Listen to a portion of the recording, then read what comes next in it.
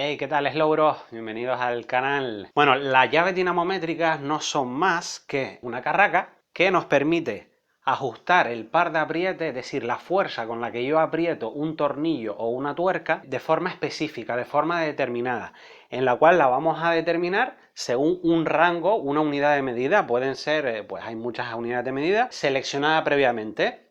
Yo desbloqueo, selecciono el par de apriete que lleva ese tornillo o tuerca y aprieto. A la hora de apretar y determinar ese par de apriete que hemos seleccionado previamente, se va a parar y vamos a ir un clac, en el cual a partir de ese clac hemos determinado la precisión del apriete.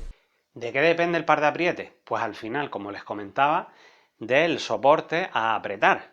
No es lo mismo apretar superficies de plástico en las cuales estarán en unos rangos de 5 o 7 Nm, una superficie de aluminio 20, 25 o acero fundido que puede llegar, pone tú, 50-60 Nm. Cada material requiere de una tracción, una dureza, unos límites de elasticidad determinados, por lo cual es súper importante, imprescindible tener una dinamométrica en el taller o en tu garaje para hacer nuestras reparaciones. Ruedas de bicicleta, manillar de bicicleta, hasta la botellita de tu bicicleta tiene un par de apriete determinado. ¿Dónde consigo los pares de apriete? Normalmente los pares de apriete suelen venir o en el manual de usuario de tu bicicleta, tu coche o en el manual de taller. Yo siempre que tengo un coche que quiero reparar, me busco su manual de taller. Ahí vienen especificados todos los pares de apriete. Otra pregunta importante.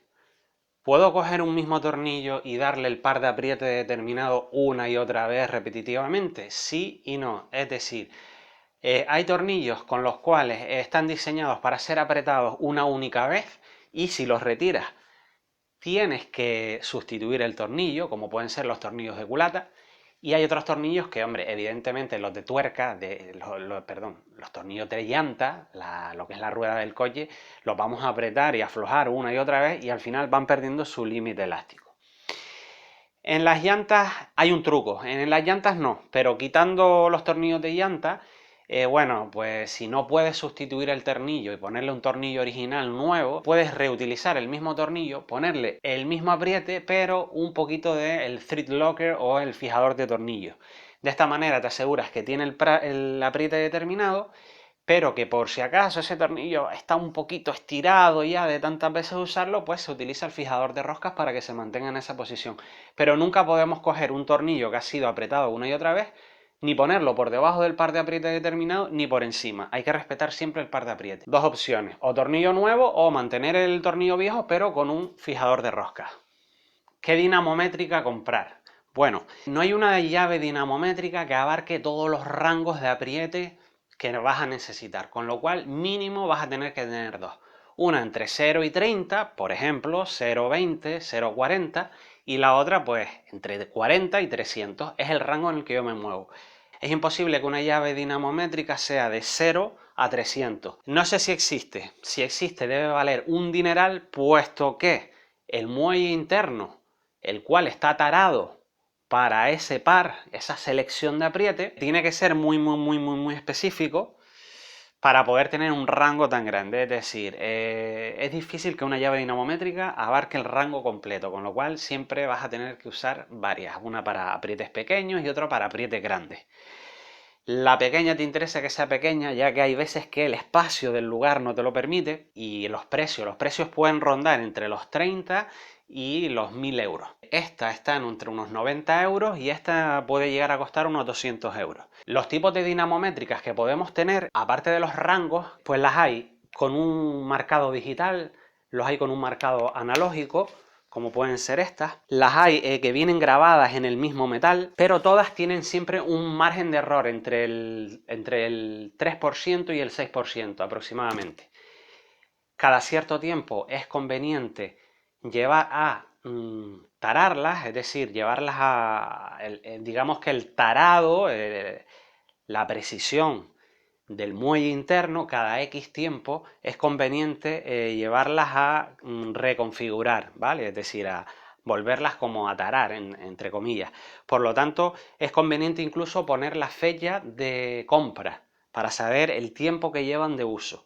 Normalmente al año hay que llevarlas a configurarlas otra vez. Decir que ese calibrado se hace en laboratorio. Otra cosa súper importante que hay que tener en cuenta es que siempre que las utilices, evidentemente guardadas en su caja, siempre que las utilices y termines y las quieras almacenar, tienes que aflojar ese muelle, ¿vale? Yo aprieto, voy dando vueltas, se va tensando el muelle, selecciono el par de apriete que quiero, utilizo la llave y al terminar tenemos que ponerla al mínimo, es decir, con el muelle relajado. Existen insertos que podemos añadir a las dinamométricas, ya que aquí vamos a seleccionar, por ejemplo, un vaso, pero puede ser que el vaso no lo puedas usar, pues por ejemplo, un sensor que es bastante ancho, que no te permita meter el vaso, pues puedes meterlo por dentro. Y para eso están estos insertos. Tan concretos, estas dos que yo tengo son de trinquete, pero las hay también hidráulicas y las hay incluso electrónicas. En cuanto a las unidades de medida, hay un montón de unidades de medida, pueden ser libras, pueden ser pies, pueden ser newton metro, kilogramos metro, o sea, hay un montón de unidades de medida, pero al final la más utilizada es newton metro, pero no hay problema, porque en internet, en Google, tú pones conversor de unidades métricas y pones un newton metro son no sé cuántas libras. Coges la calculadora y sacas el apriete correcto. Si te trae un manual de taller en una unidad de medida extraña, solo tenemos que hacer eso. También las hay de apriete a derecha y de apriete a izquierda, ya que hay tornillos que se aprietan también a izquierda, como son pues algunos tensores. Por último, decir una cosa súper importante.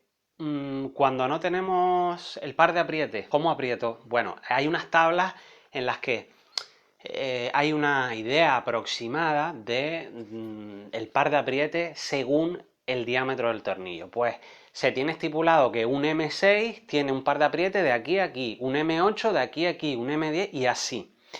Pero es muy orientativo, ya que depende de muchísimas cosas, depende del tipo de tornillo, del tipo de tuerca, si tiene sombrerete o no, depende del soporte, el lugar donde va a ir, no es lo mismo un M6 colocado en una estantería que un M6 colocado en un bloque motor. Ese tornillo está diseñado para unas dilataciones y contracciones continuas, con lo cual podemos tener una idea, pero el par específico solo nos lo puede dar el manual de taller, ya que no todos los M8 en automoción tienen el mismo par de apriete, por la forma del tornillo, por el lugar donde va a ir. No es lo mismo, como les comentaba, no es lo mismo que apriete metal con metal que metal aluminio. Dilataciones y contracciones y tracciones, temperaturas, son un montón de factores que intervienen en esa tabla, ¿no? Pero bueno, los mecánicos lo saben, hay veces que no se tiene el par de apriete y se utiliza el método de la experiencia.